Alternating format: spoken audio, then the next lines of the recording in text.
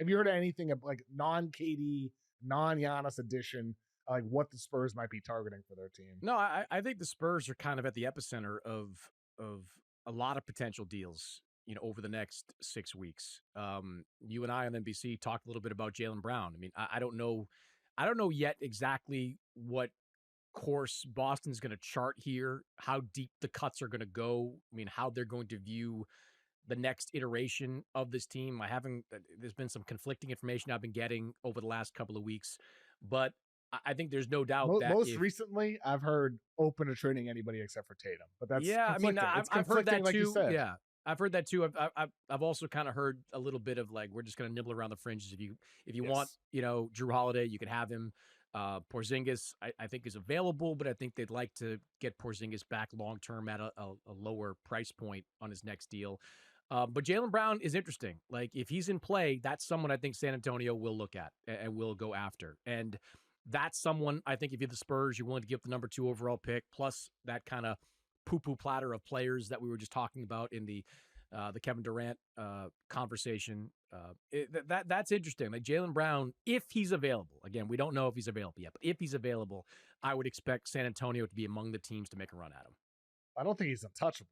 So, yeah. I mean, like they're for he's never been untouchable at this point. Exactly. Every year it's a conversation, even after winning the finals and finals MVP for that matter. Crazy. So I maybe you'd have to go over the top because, if you're the Celtics and you're in this situation, Tatum's out for at a minimum 8 or 9 months. He's done. He's not. I'd be shocked if he came back. You'd give it 0% chance? I mean, not 0 because he's a young guy and maybe like, you remember when like they were saying like Porzingis was going to be out until like late December, January, comes back early December. If there's some kind of Herculean recovery, but if you get past the All-Star break and you're kind of in that playoff play-in race, the last thing you want to do is stick a guy back in that's going to need some training wheels for a while. Like you're not putting Jayson Tatum back into the middle of a playoff race coming off an Achilles injury. I haven't talked to enough people around Tatum to be certain about this, but past the All-Star break, and if he's not ramped all the way up, they're not going to bring him back next year.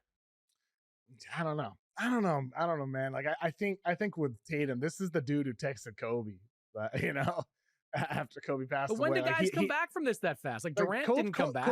Kobe was like 9 months. That's what I'm saying. Like Tatum's gonna try to do what Kobe did, come back fast.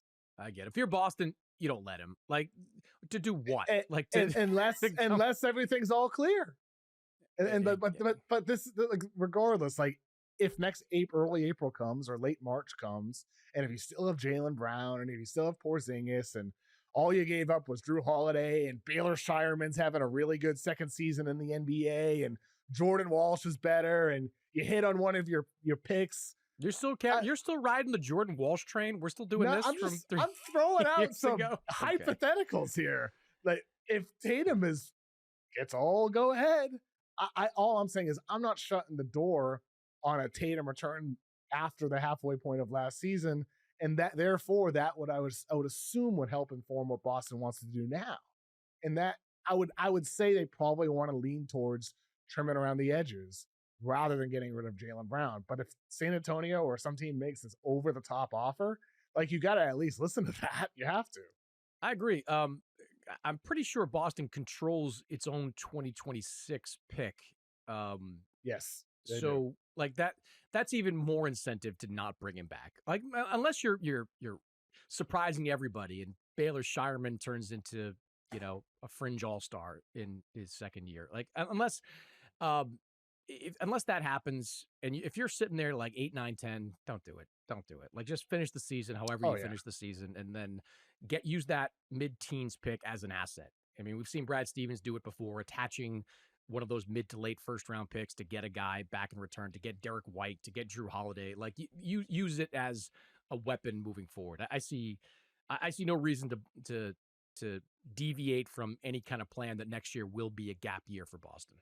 If you're in the 8, 9, 10 range, then you probably want to miss the playoffs and get into the lottery. And who knows, you end up with Boston Celtics fan AJ DiBonsa from Brockton, Massachusetts. I mean, you never know. We just saw Dallas move up. Yes, every year it seems like a team in kind of that 7 to 11 lottery odds range ends up moving up.